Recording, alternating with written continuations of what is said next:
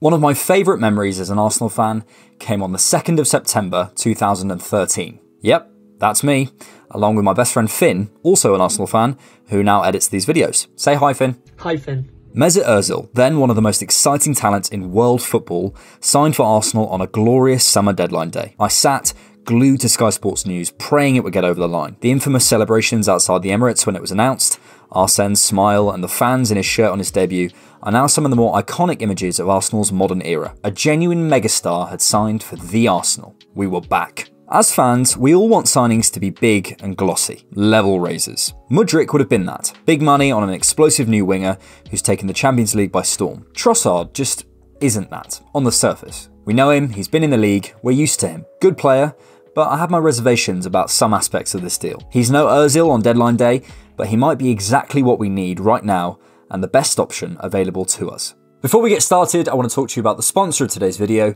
and that is OneFootball. OneFootball is an app that covers hundreds of leagues domestically and internationally in incomparable detail. For live scores, stats, news, updates and more, OneFootball is the only app you need to follow football around the world. And you can even stream certain games in certain locations on the app totally free. My favourite feature is the aggregator of news about your club. So instead of trawling around the internet looking for transfer news on Reddit or Twitter or YouTube or whatever, you get it all right here on the OneFootball app feed. Find out who Shakhtar are going to rinse next live on the OneFootball app. Download the app for free from the link in the description.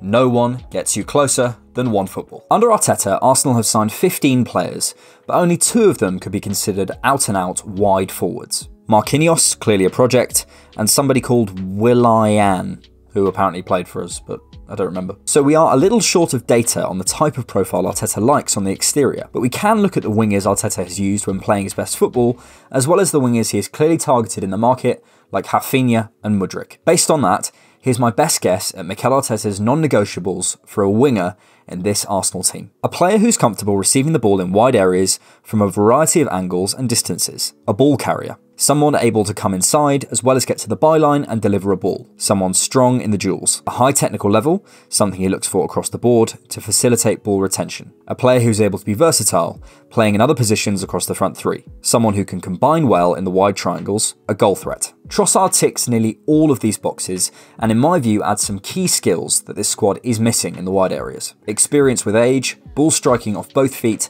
and goals from distance. I still think we're missing some physicality in the wide areas, whether that's size, strength or speed, and I still think this squad needs a superstar, but all in good time. So my headline is, Trossard is very tidy and suits us very well. He's a clean technician, strong at ball retention in the final third, which is key for a team looking to dominate possession and remain high up in terms of territory domination. He's also capable of improvising well in tight areas, often emerging with the ball, meaning he can attract defenders and create space for other players to exploit. He's comfortable on both feet, though favours his right, can play on both sides, though probably favours the left, and he can also play false 9 or centre forward, facilitating those lovely interchanges we see in Arsenal's front three. Interesting stat, Trossard has taken an identical number of shots with his left and right foot in the Premier League this season, 19 on both, and that was also true in 2021, 28 on both feet. He's a definite goal threat, and I was struck when watching him at how many goals he scored against the top 6. This season alone, he scored against Chelsea, away at City, and he also scored a hat-trick at Anfield, all 3 on his supposedly weaker left foot, by the way. He scored against us last season too, as I'm sure you remember, or perhaps tried to forget. In fact, over half of his 25 Premier League goals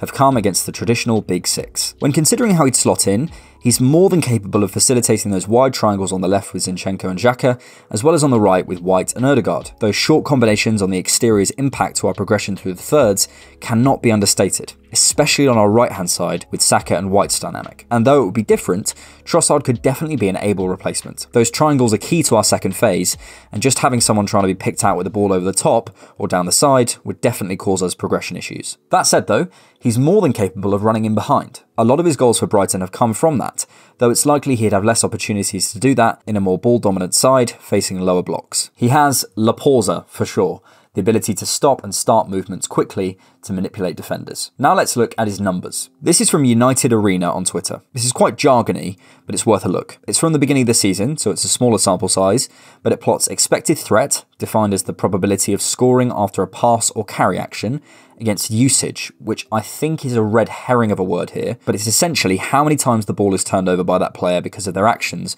which is pretty much a question of how involved they are in their team's play, or how much their team looks to go through them. Look where Trossard is, and look who's around him. Less complex, his normal radar, based on his league appearances this season, from Canon Stats. Let's remember his role for Brighton will be different than his role for Arsenal, so the bits to focus on for me, based on the winger profile I outlined earlier, are his progressive passes received, which is healthy, his goal and expected goal numbers, very healthy, and his progressive carries, less healthy. Defensive numbers aren't great, nor are his aerials, which is a concern for me. Saka and Martinelli rank among the bottom in the league for aerial duels won as well, and with those clip balls from Ramsdale in the back four becoming part of our way of beating the first press, I'd like to see those numbers go up. His shot and assist numbers are a picture of someone who operates primarily from the left, as we know, but provide interesting reading. His shot data says he tends to get the high expected goal chances on target at least. So, his off-the-ball work.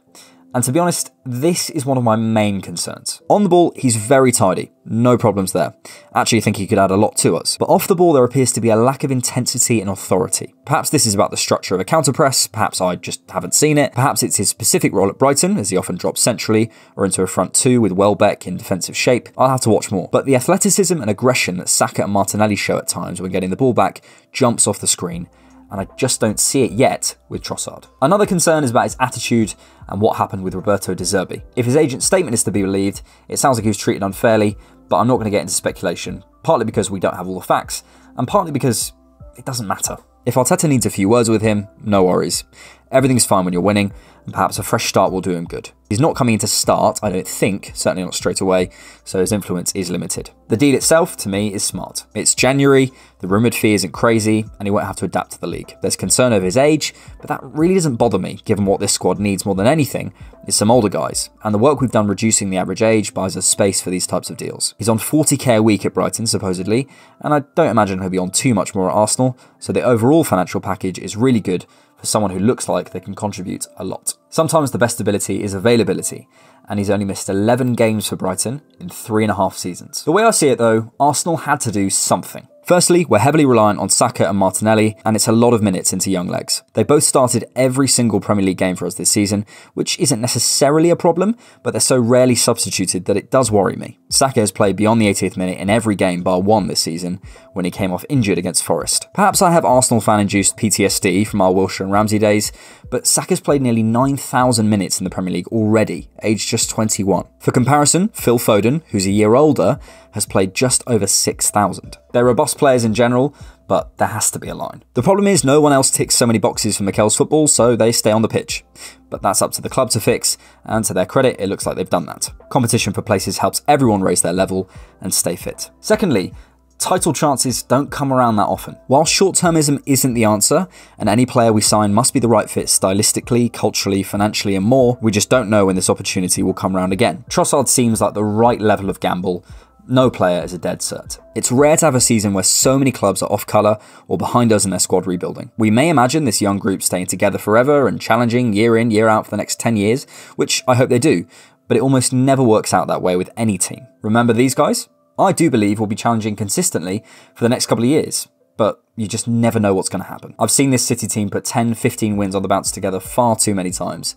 We need to maximise our advantage while we can. The market's inflated at the moment, and while it's difficult to tell how much of that is the likes of Todd Burley and United playing career mode, or just natural economic inflation, we do find ourselves in a market without many obvious solutions in the mold we want. I'd never encourage the club to spend money on the wrong player just to get us over the line, but I do think Trossard fits the bill. With the track record of this exec team, and as he's clearly someone Arsenal have been monitoring and aware of for a long time, they've earned a bit of trust. He's no Mykhailo Mudryk or Mesut Ozil for that matter, but he might be right for us right now. Sorry if you can't see it.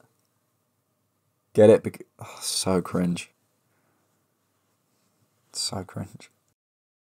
Thank you so much for watching The Different Knock. If you like this video, please hit like and subscribe to the channel if you haven't already. Please consider supporting us on Patreon monthly or head to buymeacoffee.com for one-time support. You can find me at AMOnFootball on Twitter, and we're at DiffKnock on all social media. Also, check out our podcast. All the links are in the video description. Thanks.